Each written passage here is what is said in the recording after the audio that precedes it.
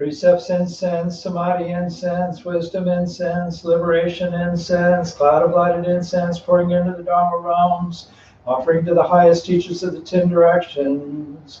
I respectfully bow to the incense cloud Bodhisattva. I respectfully bow to the incense cloud Bodhisattva. I respectfully bow to the incense cloud Bodhisattva. I respectfully bow to all directions of space, all realms, past, present, and future, all Buddhas, the honored Dharma, the enlightened Sangha, the permanent 3 treasures. I respectfully bow to our own teacher Sakyamuni Buddha, the future born Maitreya Buddha, great wisdom Manjushri Bodhisattva, great practice Samantabhadra Bodhisattva, Dharma protector Bodhisattvas, Buddhas and Bodhisattvas assembled at the great holy mountain.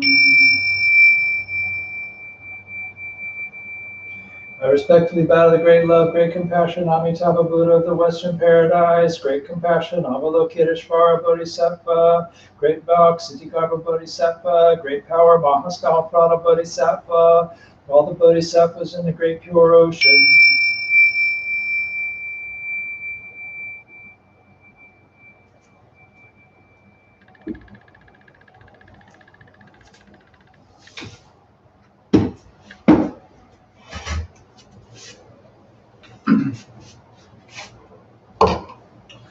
Well, good morning.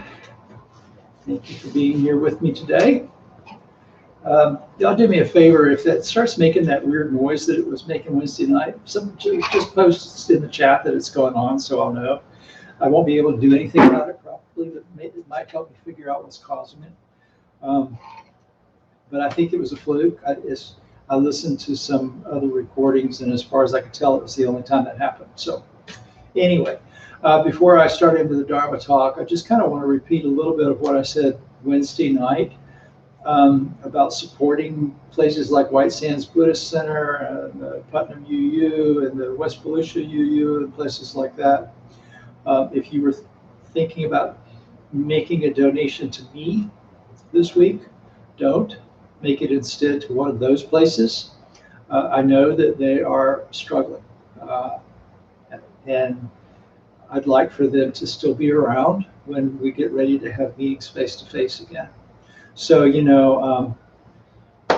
though I'm not at those places right now, I still have expenses. They also still have expenses, even though we're not there. So I'm not going to belabor that anymore, but just please remember to support these institutions.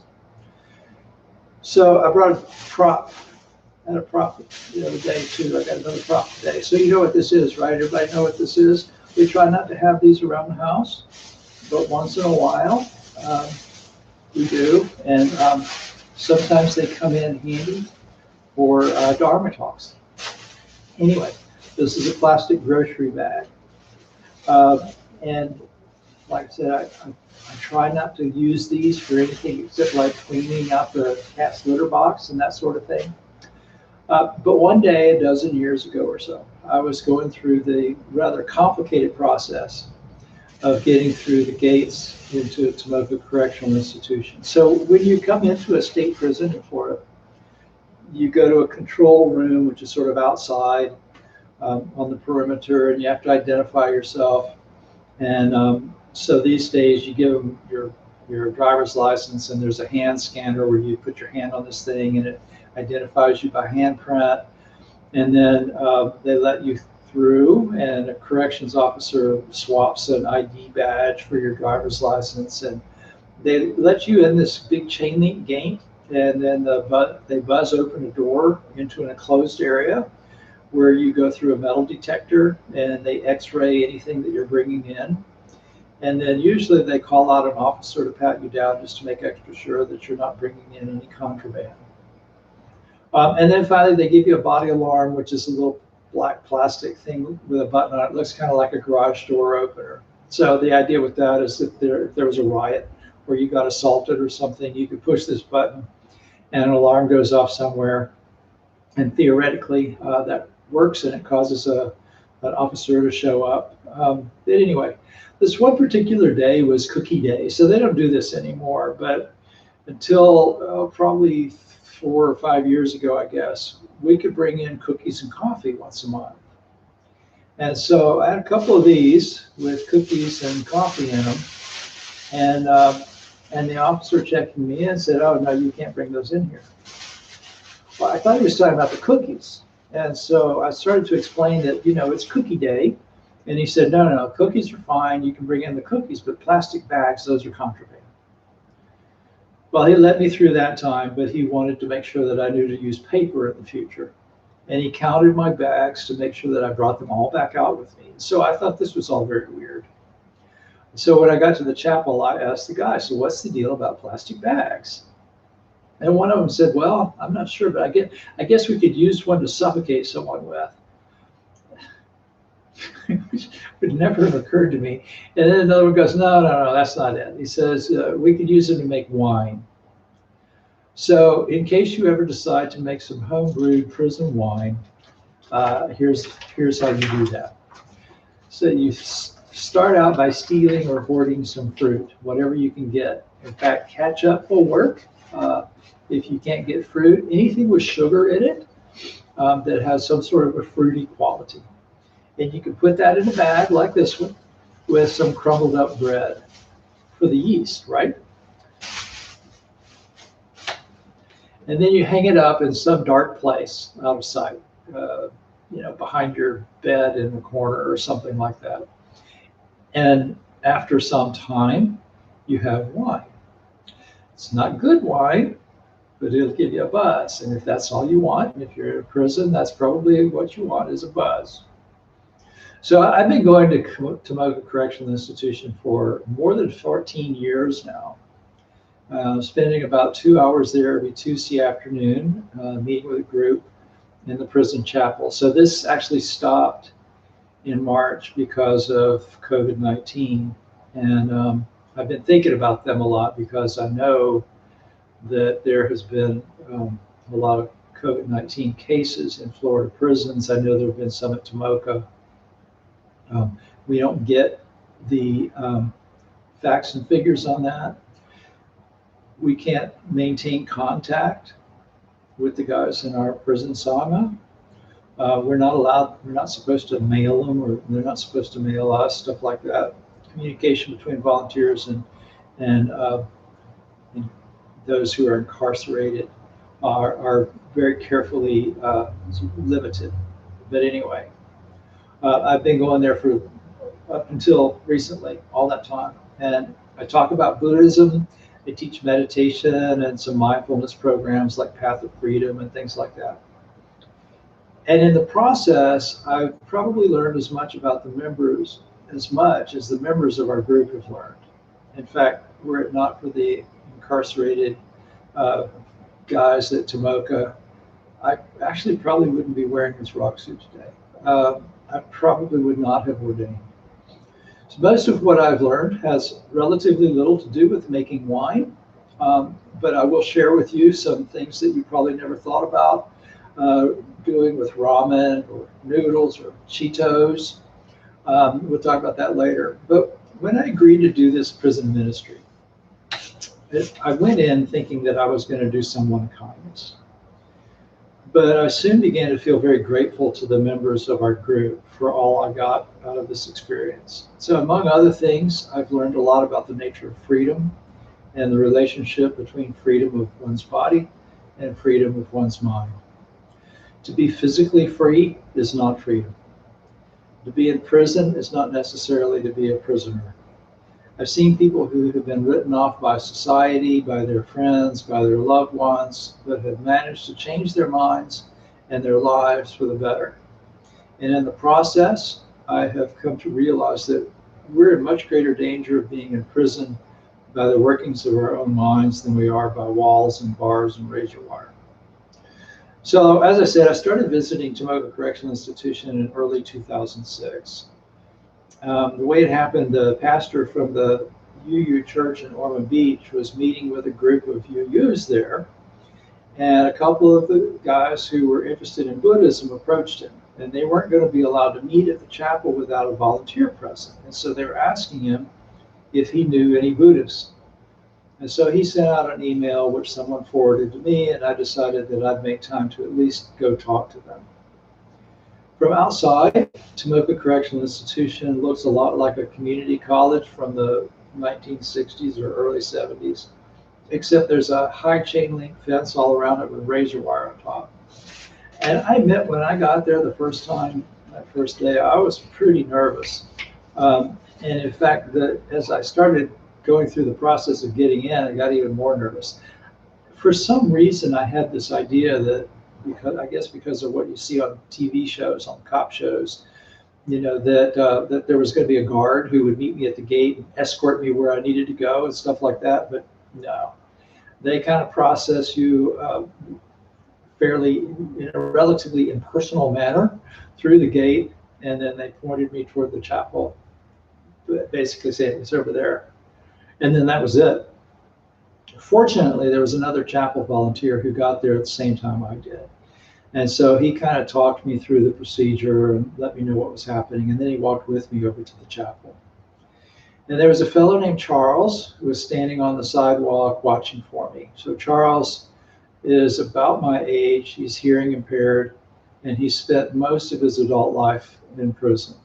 He was one of the guys who had asked me to come. And he introduced himself to me, and he walked with us the rest of the way to the chapel and showed me where to go once we got there. And Charles and about 3 other guys showed up for that first meeting.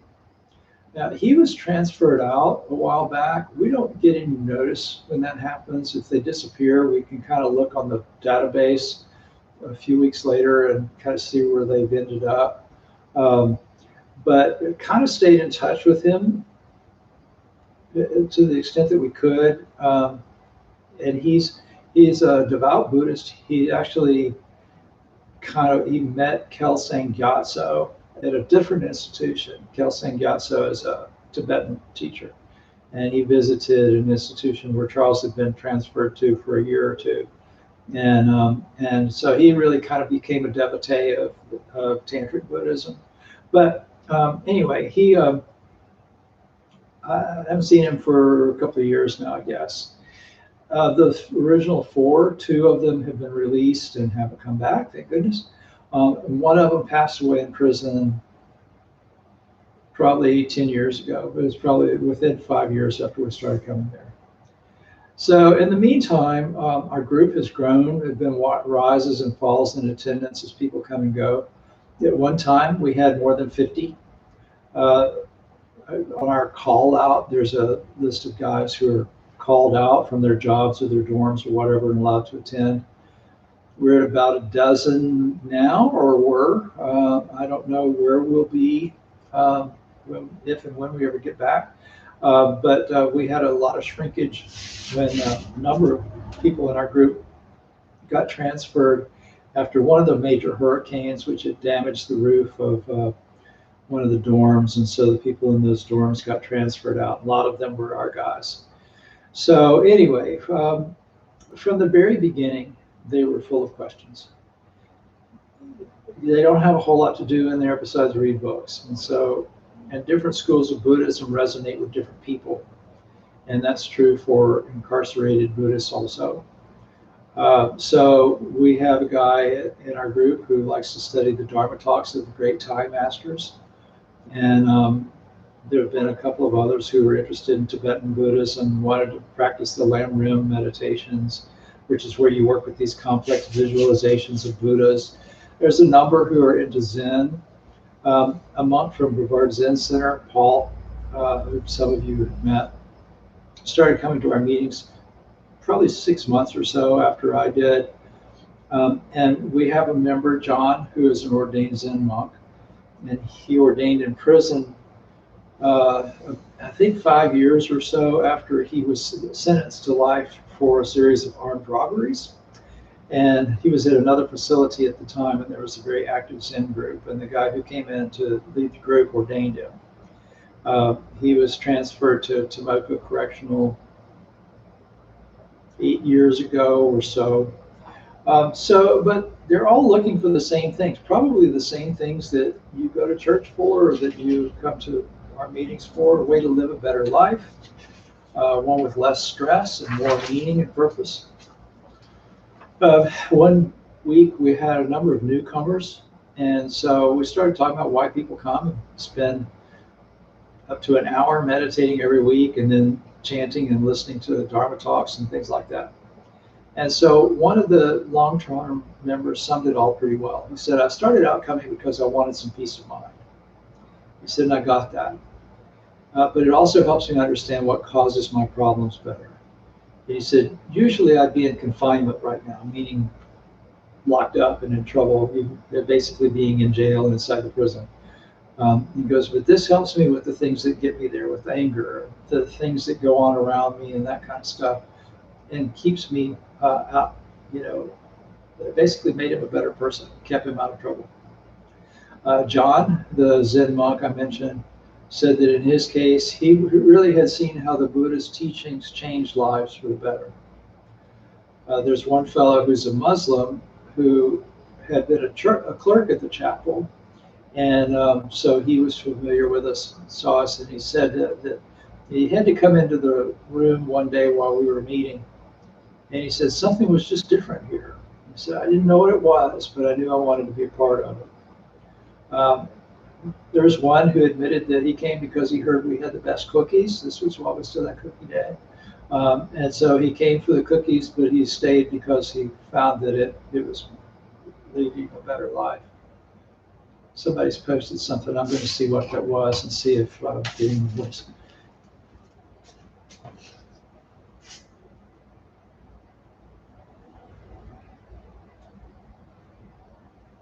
Oh, okay. Good morning, Rita.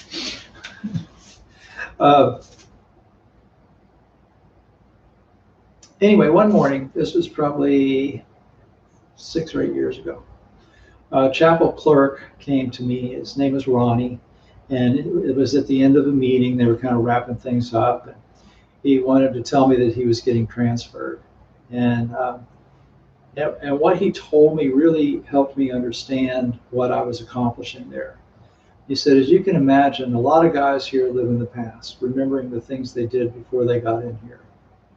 He said, a lot of them live in the future, thinking about what they're going to do when they get out. But one thing I learned from this group, if you want happiness, you have to find it here and now. So, that really told me, sometimes you go in and you talk to them and you come back the next week and they're still in prison, right? And you go away going, am I doing any good? But you hear something like that and you think, okay, what I'm doing is worth doing. But anyway, I wanted to talk about what it meant to be free. Being around people who are incarcerated really makes you think about freedom. There's a very funny story that I've told before. I'm sure some of you have heard. There's a fellow named Ajahn Brahm. He is the abbot of a Thai temple in Australia, but he's British. He studied with one of the great Thai masters. And anyway, when they set up the monastery in Australia, he realized that he was down the road from a prison. So he decided one day that he would go over to the prison and ask if he could come in and teach meditation to people who wanted to learn it. And so the warden met with him and said, sure, that sounds like a good idea. So give us a couple of weeks to put the word out, and we'll schedule you a time to come in and talk. And so a couple of weeks went by. He showed up to talk about meditation. And he was amazed. They said, this is incredible. Everybody wants to hear you talk. We had to put you in the biggest room in the whole place. So they were in like the chow hall or something. The only place that was big enough to hold pretty much everybody.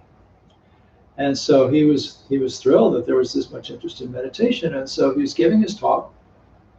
And at one point, after he's kind of talked about basics about what meditation is and stuff, he pauses and asks if anyone has any questions. And he says, this one guy held up his hand and said, so I understand that you can learn how to levitate. People who learn how to meditate can learn how to levitate. And Ajahn Brahm said, well, there are stories about that and that kind of thing I've heard of. There's legends about these great masters who've been able to float in the air and stuff. But I can't do it. I've never seen anybody do it. And that's not really what we're for, It's not really what we're about. We're really about training the mind so you'll live better lives. So the next week he came back and there were like 3 guys there. Everybody had wanted to learn how to meditate so they could float out of the prison. But the thing is, you don't have to learn to levitate to be free, right? In fact, you could float anywhere you want to go. And if your mind is still in prison, you're not free. Buddhism has freedom at its heart. It is a path to freedom, but that path is only available to us because freedom is a possibility. If our lives were predetermined, there wouldn't be much point in practicing Buddhism. We either become enlightened or we wouldn't, based on some preordained fate. And so the fact that the Buddha bothered to teach his path showed that he believed that we have choice and we have the possibility of freeing ourselves. And that's where things like mindfulness comes in. Mindfulness at its most elemental is the awareness that freedom is available to us moment by moment every time we make a choice. So this inmate that I mentioned, Ronnie, the chapel clerk, understood that freedom isn't something that he had before he got convicted or something that he was going to have sometime in the future after his time is served. Freedom is available in the present moment if you make yourself available to it. And so it's present when you decide, am I going to act from compassion or out of anger? It's present when you decide, am I going to act out of generosity or out of greed? It's present when you choose to go for refuge to drugs or television or money or whatever, or whether you go for refuge to a spiritual path. Ajahn Lee, one of the great Thai masters, once said, you have to let yourself be poor. It's when people are poor that they become ingenious and resourceful. If you don't let yourself be poor, you'll never find wisdom. Now, he was talking about the mind and about our tendency to cling to preconceptions and definitions that get in the way of real understanding. But this idea has some practical applications too. You've probably heard the line in an old song, Me and Bobby McGee, freedom's just another word for nothing left to lose. Well, think about that in terms of the mind. What keeps us stuck in our stress? It's the idea that we have to hold on to things, to our material wealth, but also to ideas that can keep the ego running in circles around itself. In prison, you can lose everything in an instant. Talk back to a guard, you can lose whatever little freedom you have. And when they put you in confinement, they open up your locker and they confiscate everything that's even remotely could be considered contraband. So as long as you cling to the idea that freedom comes from wealth or power or whatever, you're always going to be in a prison of your own making. So there's something else about being poor. It makes you appreciate what you do have. The guys who manage to make a little money can buy snacks and a few other items from the canteen, but they really don't get to own very much. And so their choices are pretty limited. There's one member was talking one day about this big birthday party that he had that week. He had a birthday party? How did that happen? Well, the guys in his dorm had thrown a party for him. And he said, I made a nice dinner for everybody. I said, okay, I'll bite. How did you make dinner? Oh, I made soup, he said. Well, the thing is, you can buy ramen noodles there at the canteen. They charge like 10 times as much as we'd have to pay when we go to the supermarket and get them, but you can get them. And so he told me about his favorite soup recipe. So several friends had contributed packages of ramen noodles, and so he used that for the base. He'd use the flavoring packets, but then he'd embellish that with some other things for flavor. So for example, there was a few different kinds of meat that people had smuggled out of the chow hall somehow and hoarded. Can't imagine how long ago it had been smuggled out, how long it had been hoarded, but there's probably nothing organic anyway, so it probably wouldn't spoil. There were Slim Jims, and they had some ketchup and hot sauce, and he had crunched up a few bags of Cheetos to make it cheesy. So it was sort of a cheese, chicken, hamburger, vegetable, Slim Jim, hot and spicy noodle soup. Doesn't that sound delicious? But apparently it was a big hit. And then someone else had taken a block of ramen noodles. You know, you get ramen, it comes in these little, get the 3 for $1 kind or whatever it is. It comes in these little blocks of dried noodles. Well, apparently you can add a little hot water from the sink, and that makes them a little pliable. And so they'd done that, and then they'd mixed in some sugar, and then for extra flavor, they'd added peanut butter, which comes in little plastic packets from the canteen, about a tablespoon full of cheap peanut butter in a little plastic thing that looks kind of like a ketchup packet. So you can smash all that together, shape it into a disc, and then let it dry out, and then you have a peanut butter cookie. And that was his birthday cake. A big one of those was his birthday cake. So until recently, we were able to do a day of meditation in the chapel one Saturday a year. And they would let us bring in lunch until a couple of years ago. They eliminated that. So we'd bring in food, usually Chinese food or pizza. You basically would have to bring it from an approved vendor. And so there's not that many of those. But the first time we did it, we brought in Chinese food. And an inmate told me, said, I've never had such a good meal in my life, inside or out. He had never in his life had Chinese food. Now think about that.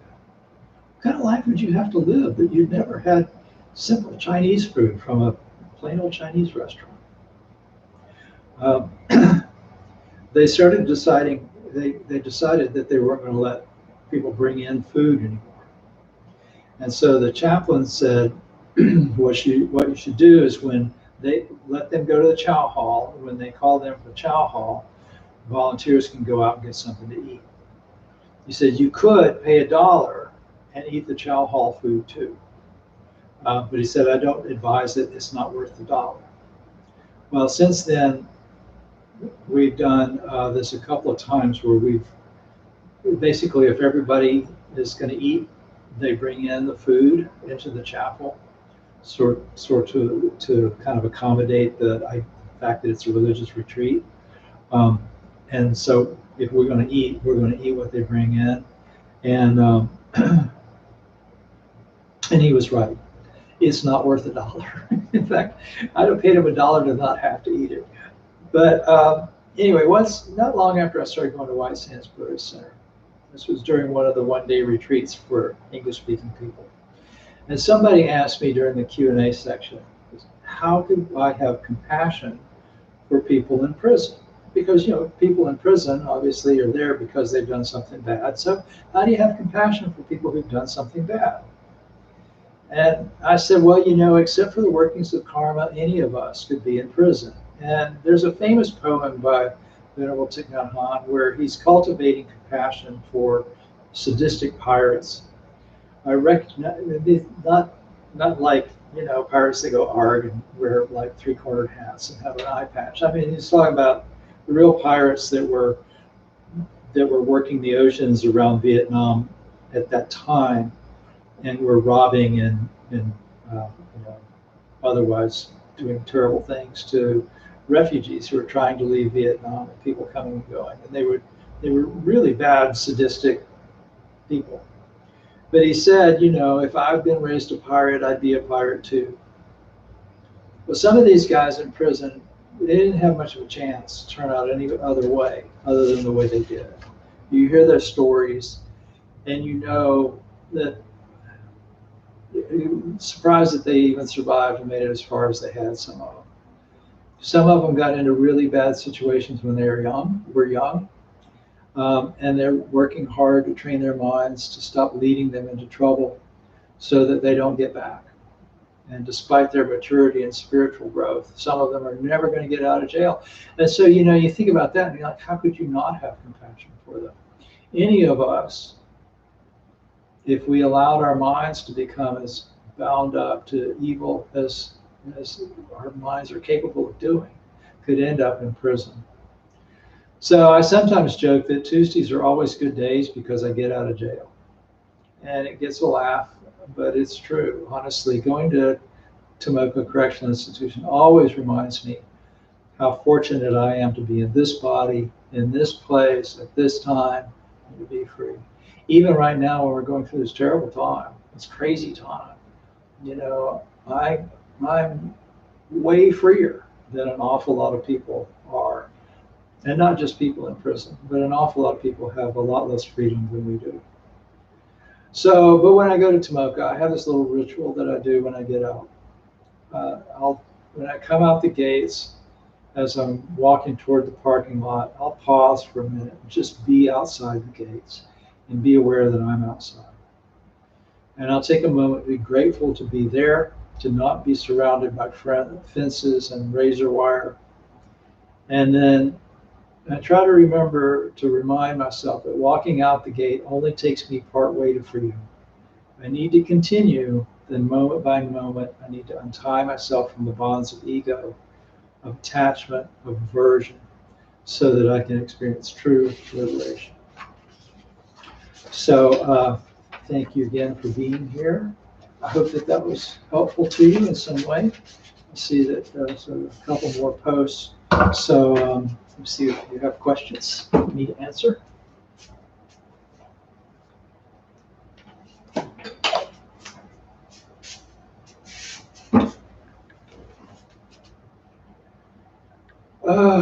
Janet says, why did they stop allowing food? It just feels mean.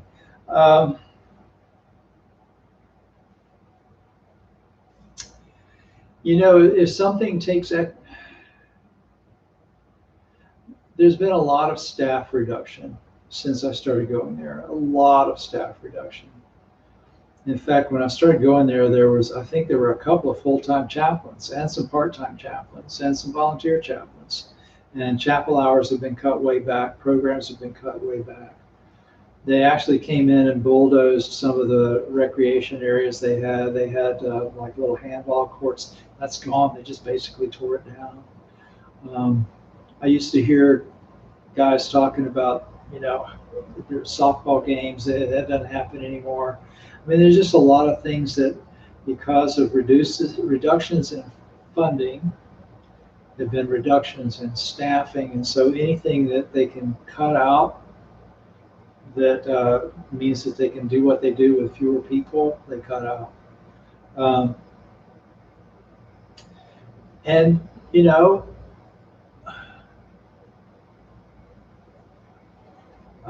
different wardens have different attitudes toward things. I mean, some of them I think have been borderline mean, to put it mildly. Be kind about it. Some of them, though, they're just dealing with tough realities. To bring in food, you know, it takes up time at somebody's gate. They have to stop it at the gate. Someone has to check things and all of that kind of stuff. They worry a lot about contraband. There's some really nasty drugs out there, and it gets into prison somehow. So however they can reduce that, you know, some of it is just, I mean, these people, they're seen as second class, maybe not even second class, you know, and so their well-being is not, pretty much they do what they have to do, you know, by law, and if they don't have to do it, they try not to do it. And the prison situation in America is horrible. I remember seeing one time that, you know, you can tell the quality of a nation, the people in a nation, by how well they treat their prisoners. And if that's true, we're not very good people because we don't treat incarcerated people very well. At least the food that they're getting is probably sufficient to support life now. There was a time when it really wasn't. And that was really unfortunate, because guys who couldn't afford to go buy the, you know, overpriced ramen or whatever, I mean, you literally could see these guys becoming emaciated right in front of you. It's been stopped, and I think somebody got prosecuted over that. But you know, at least they're fed. Are there any other questions? You're welcome. Okay then.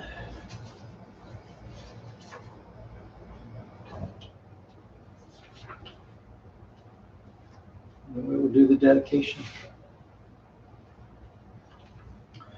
Buddha nature pervades the whole universe, existing right here now, and offering flowers, candles, and incense, hearing the dharma and training the mind, great merit is attained. We dedicate this merit to the great Master Sakyamuni Buddha, the all-pervading and everlasting three treasures, the 16 guardians and all protectors of the Dharma and their relations throughout space and time, to all ancestors of this Sangha and all beings in the Dharma world. May penetrating light dispel the darkness of ignorance, let all karma be resolved in the mind flower bloom in eternal spring. May the Dharma body maintain strength and health, and years of life be lengthened for all teachers of this Sangha. May their vows be fully realized, and may they live in perfect peace with Buddha Dharma. We pray for all those suffering from violence and those who grieve for them, for those living in oppression, for all who are imprisoned who should be free, for all refugees from violence, hunger, and catastrophe, man-made or natural. We pray for the health and well-being of those suffering from diseases of body, mind, or spirit, those working toward the healing of those afflictions. We pray for those suffering from COVID-19, those working to protect and treat them, and to those grieving for those lost to this pandemic.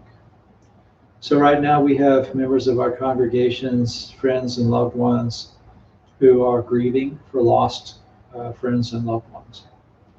And I don't like to say their names and, on the internet like this, but we pray for them. We send loving thoughts your way.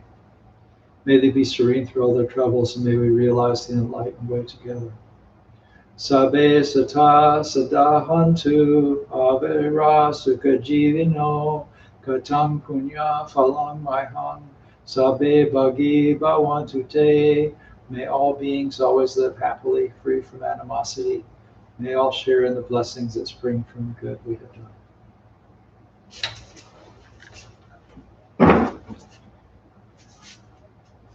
Bow to the Buddha.